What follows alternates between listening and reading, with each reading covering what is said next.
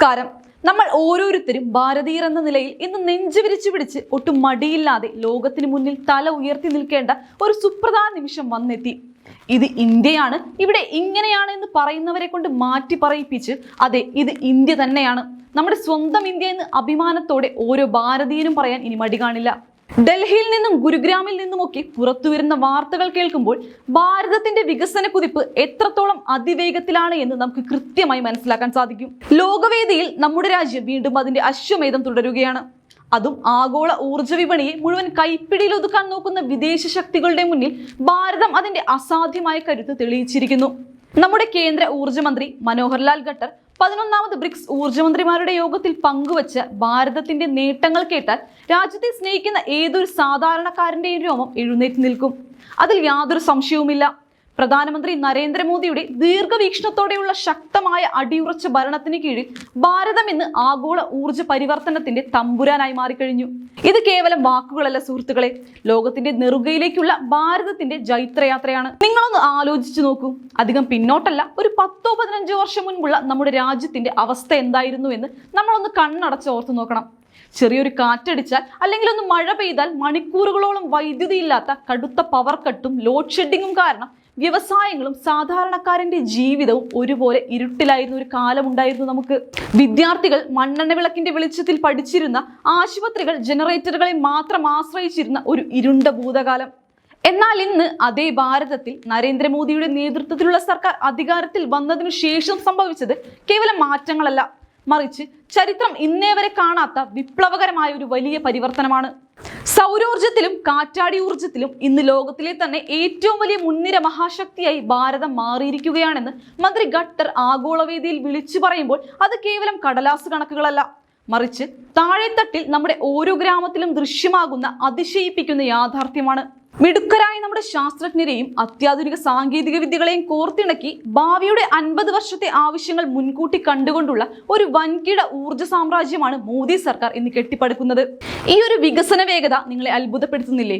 ഇതിനായി smart grid അടിസ്ഥാന സൗകര്യങ്ങളും അത്യാധുനിക ഊർജ്ജ സംഭരണ സംവിധാനങ്ങളും യുദ്ധകാലാടിസ്ഥാനത്തിലാണ് കേന്ദ്ര സർക്കാർ നമ്മുടെ രാജ്യത്ത് ഓരോ ദിവസവും വർദ്ധിപ്പിച്ചുകൊണ്ടിരിക്കുന്നത്. പുനരുപയോഗ ഊർജ്ജം അഥവാ ഗ്രീൻ എനർജി ഊർജ്ജ പരിവർത്തനത്തിന്റെ കേന്ദ്രബിന്ദുവായി മാറുന്ന പുതിയ കാലഘട്ടത്തിൽ വൈദ്യുതി ഗ്രിഡുകളെ വലിയ പരിവർത്തനങ്ങൾക്ക് വിധേയമാക്കി ഇന്ത്യ പൂർണ്ണമായും സുരക്ഷിതമായി കഴിഞ്ഞു.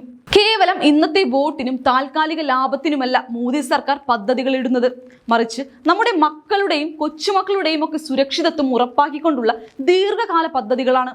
അതിന്റെ ഏറ്റവും വലിയ ഉദാഹരണമാണ് മന്ത്രി മനോഹർലാൽ ഖട്ടർ വ്യക്തമാക്കിയ ഊർജ്ജ സംഭരണ പദ്ധതികൾ. ഏകദേശം 260 ഗിഗാവാട്ടിന്റെ വൻ സാധ്യത മുന്നിൽ കണ്ട് അതിൽ 100 ഗിഗാവാട്ട് ശേഷിയുള്ള പമ്പ് ചെയ്ത സംഭരണ പദ്ധതികളിലേക്കാണ് രാജ്യം ഇപ്പോൾ അതിവേഗം ലക്ഷ്യം വെക്കുന്നത്. ഇതൊക്കെ കേൾക്കുമ്പോൾ തന്നെ വിദേശ രാജ്യങ്ങളിലെ ഭരണാധികാരികൾ നെറ്റിച്ചുളിക്കുകയാണ്.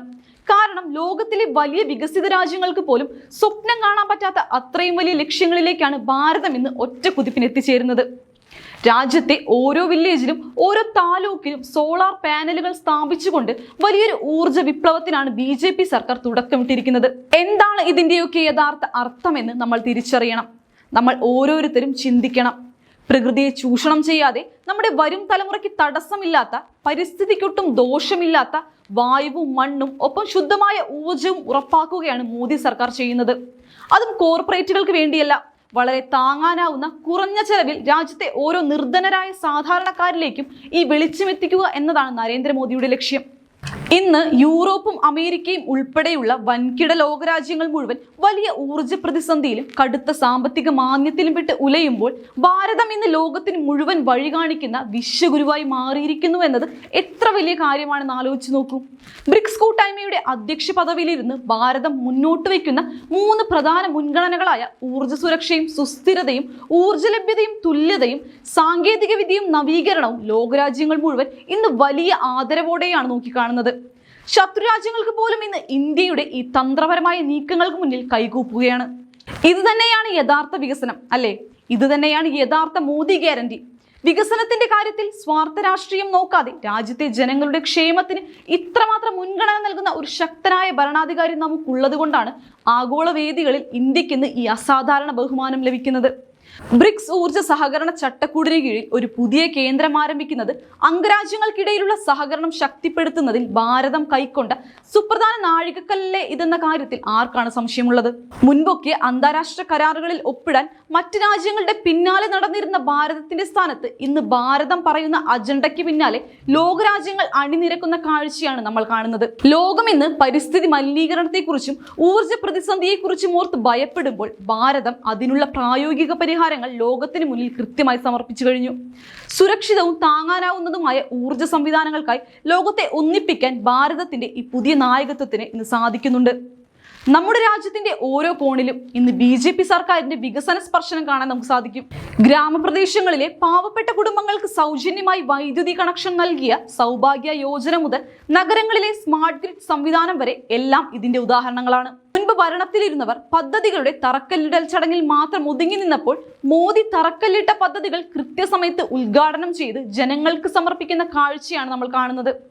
രാജ്യത്തിന്റെ ഈ വളർച്ച വെറും ഒരു ഭരണപരമായ നേട്ടമല്ല, മറിച്ച് ഓരോ ഭാരതീയന്റെയും അന്തസ്സും അഭിമാനവും ആഗോളതലത്തിൽ ഉയർത്തുന്ന വലിയൊരു സാംസ്കാരിക മുന്നേറ്റം കൂടിയാണ്. നമ്മൾ ഇന്ന് ലോകത്തിന് മുന്നിൽ ഒരു യാചകരല്ല, മറിച്ച് വഴി കാണിക്കുന്ന ഒരു വലിയ വഴികാട്ടിയാണെന്ന് ഓർക്കുമ്പോൾ തന്നെ ഓരോ ഭാരതീയന്റെ ഹൃദയവും അഭിമാനം കൊണ്ട് തുടിക്കും. അതുകൊണ്ട് എൻ്റെ പ്രിയപ്പെട്ട സുഹൃത്തുക്കളെ, രാജ്യത്തിന്റെ ഈ അതിശയിപ്പിക്കുന്ന നേട്ടത്തെക്കുറിച്ച് നമ്മുടെ പ്രിയപ്പെട്ട പ്രധാനമന്ത്രിയുടെയും കേന്ദ്ര സർക്കാരിന്റെയും ഈ വൻ വിജയത്തെക്കുറിച്ച് നിങ്ങൾക്ക് എന്താണ് പറയാനുള്ളത്?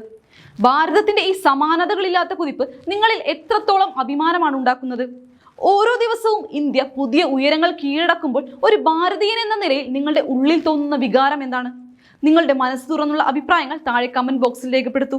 വികസന വിരോധികളായ പലരും രാജ്യത്തിന്റെ ഈ മുന്നേറ്റത്തെ മനഃപൂർവ്വം കാണാതെ പോകുമ്പോൾ ഭാരതത്തിന്റെ ഈ യഥാർത്ഥ നേട്ടം ഓരോ സാധാരണക്കാരിലേക്കും എത്തിക്കാൻ ഈ വീഡിയോ പരമാവധി ആളുകളിലേക്ക് ഷെയർ ചെയ്യാനും മറക്കരുത്.